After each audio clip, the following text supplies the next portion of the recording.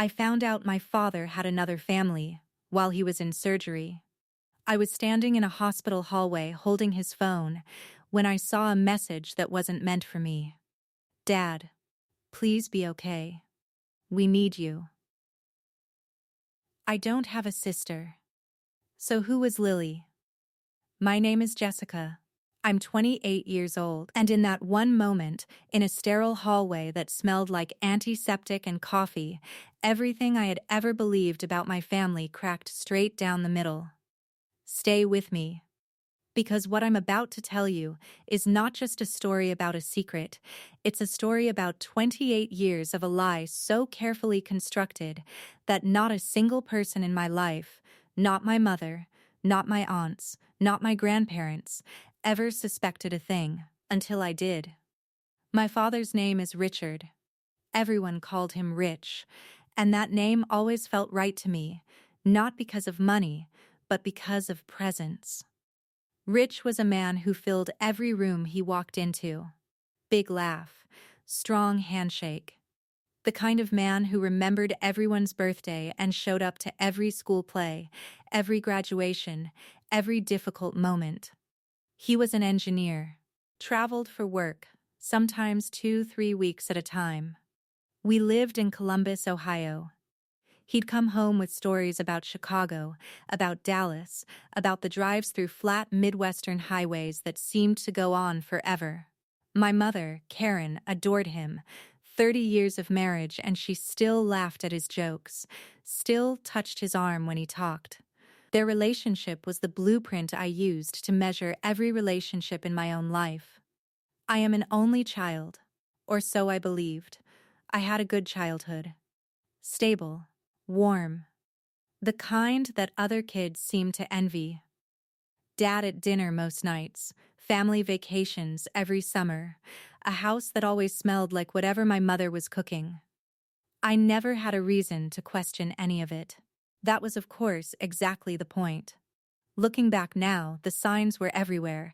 I just didn't have the right lens to see them through. My father's work trips were always to the same few cities. Chicago, mostly, sometimes Indianapolis. Close enough to drive, he preferred driving to flying, he always said. Airports are chaos, Jess. A good drive clears the head. He was protective of his phone, not aggressively so, not in a way that raised alarms, but it was always face down on the table, always on silent. He'd step outside to take calls if we had company. I thought that was just his professional habit.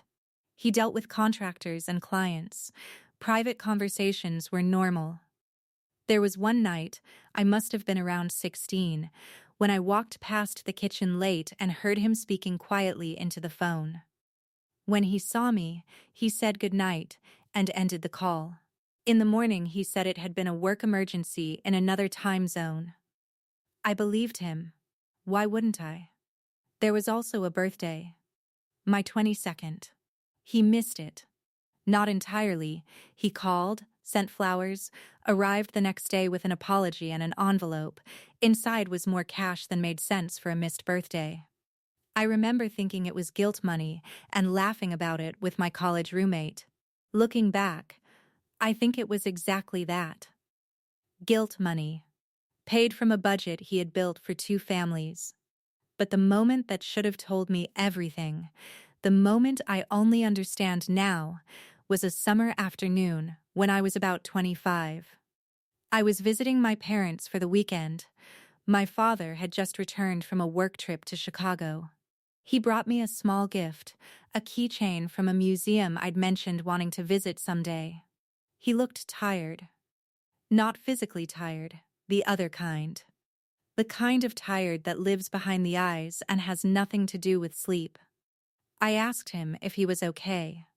He looked at me for a long moment, longer than the question deserved, and said, "I'm just getting old, Jess. Don't mind me, he wasn't getting old. He was carrying something he had been carrying for 23 years, and it was finally starting to break him." My father had a heart attack on a Tuesday in March. He was 57 years old. No prior warnings, or none that he had shared with us. My mother called me at work, her voice a version of itself I had never heard before. Thin, fragile, like glass that had already cracked and was being held together by sheer will. I drove to the hospital in 40 minutes. He was already in surgery when I arrived. My mother was in the waiting room, clutching a paper cup of coffee she wasn't drinking. I sat beside her. We didn't talk much. There wasn't much to say. After about an hour, she went to find the restroom. She asked me to watch her things. His jacket was on the chair beside her.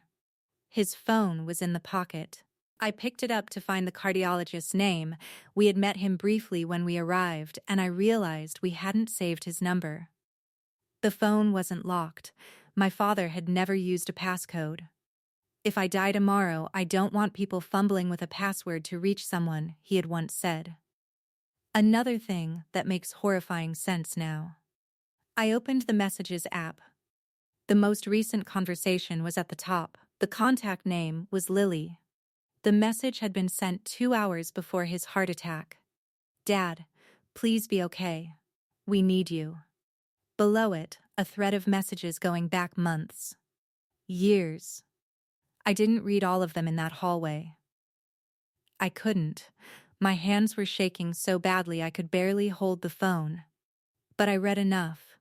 Enough to see the word dad used by someone who was not me. Enough to see my father's responses, "Love you, sweetheart," and "Tell your brother I'll be there Friday," and "Don't tell your mom I called, she worries."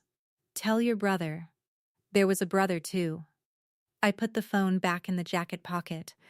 I straightened the jacket on the chair. I sat back down. And when my mother returned with her untouched coffee, I smiled at her and said the surgery was probably going well. I held that information inside my body like a stone. For hours, through the surgeon's update, through the drive home, through the 3 days my father spent in the cardiac unit recovering. I didn't say a word to my mother, not yet.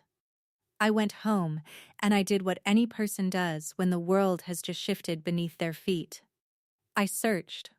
The name Lily, combined with my father's first name, combined with Chicago. Within 40 minutes, I had found her. A Facebook profile, public. A young woman, 24 years old. Dark hair. A smile that looked, and this is the part that still stops my breath, a smile that looked like my father's. Her last name was different from ours. Her mother's name was Diana. They lived in a suburb of Chicago. And in her photos, birthday dinners, Christmas mornings, a graduation, there was a man standing in the background of several of them. My father. Younger. Happier, somehow. Or maybe just different. A version of him I had never seen. And beside Lily, in a photo from what appeared to be a few years back, a teenage boy. My half-brother. His name, according to a tagged photo, was Connor. I sat in my apartment, and I did not sleep that night. My father came home from the hospital on a Thursday. I waited 1 week. I needed to wait, both for his health and for my own sanity. I needed to be sure. I needed to be calm. I needed to walk into that conversation as someone who had all the information, not someone who was still bleeding. I drove to my parents' house on a Saturday morning. My mother was at her book club, a standing appointment she had kept for 12 years, every other Saturday. I had timed it deliberately. My father was in the living room when I arrived. He looked smaller than I was used to, post-surgery frailty, the particular vulnerability of a man who had always seemed invincible suddenly looking like what he actually was. I sat down across from him. I put my phone on the coffee table between us. On the screen was the Facebook photo of Lily, Connor, and my father at what appeared to be Lily's high school graduation. He looked at the phone. He looked at me. And he didn't say anything for a very long time. I said, "How long?" He closed his eyes. "Jessica." "How long, Dad?" A breath. Slow. Careful. 23 years. 23 years. He had been maintaining a second family for 5 years before I was even born. Lily was 4 years older than me. Connor was 21. They had grown up with my father appearing in their lives every few weeks, the traveling father, the busy father, the father who couldn't always be there, but always showed up when it counted. The same father I had. Split in half. Given to 2 families, neither of us knowing the other existed. I asked him why. He said, and I want you to hear this carefully, because his answer told me more about him than 28 years of living as his daughter ever had, he said. I loved both of you. I didn't know how to choose. I looked at him for a long moment, and I said, so you chose to lie. To all of us. For 23 years, he didn't answer. Because there was no answer. This was the man who had taught me that integrity was the only currency that mattered. Who had told me, more than once, that a person's character was what they did when no one was watching. No one had been watching him for 23 years. And this is what his character looked like. I stood up. I picked up my phone, and I said the thing I had rehearsed 100 times in my car on the drive over, the thing that came out much quieter than I expected. I need you to tell Mom. This week. If you don't, I will. And I walked out. My father told my mother 3 days later. I don't know exactly what was said.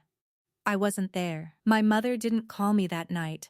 She called her sister, my Aunt Renee, who called me the next morning to tell me that my mother knew, and that she needed space, and that I should give her a few days. I gave her a week. When I finally saw her, she was sitting at the kitchen table, the same table where we had eaten 1,000 family dinners, and she looked like someone had reached inside her chest and rearranged everything. She didn't cry in front of me. My mother was not a woman who cried easily. She was a woman who processed things slowly, privately, and then emerged on the other side with her spine straight and her jaw set. She said, I keep thinking about every trip, every late phone call, every time he seemed far away even when he was sitting right next to me, and now I know why. She paused. The worst part isn't the other woman. The worst part is that I wasted 30 years trusting someone who was never fully mine. I didn't know what to say to that. So I just sat with her. My parents separated 2 months later. The divorce was finalized the following year. As for Lily and Connor, my half-siblings, that story is more complicated and honestly more painful than the betrayal itself. They had known about us for years. My father had told them, when Lily was around 16, that he had another family. He had framed it as a situation that was hard to explain, that had happened before he fully understood his own life, that he was trying to make right. They had kept his secret. Not out of cruelty, I believe that now, even if I didn't at first. They had kept it because he asked them to. Because he was their father too. And children, even grown ones, will do extraordinary things to protect the parents they love. Lily reached out to me about 6 months after everything came out. A message on Instagram. Short. Careful. She said she was sorry. That she had always known this day would come. That she didn't blame me for being angry. That she hoped, someday we could talk. I didn't respond for 3 months. When I finally did, I said, I'm not angry at you. I'm just not ready yet. She said, take all the time you need.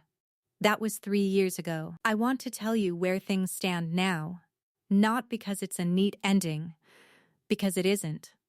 But because I think you deserve to know that people survive these things, even when they don't look survivable from the inside.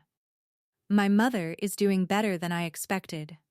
She sold the house last year, said she needed walls that didn't have his secrets soaked into them, and moved into a smaller place closer to Aunt Renee.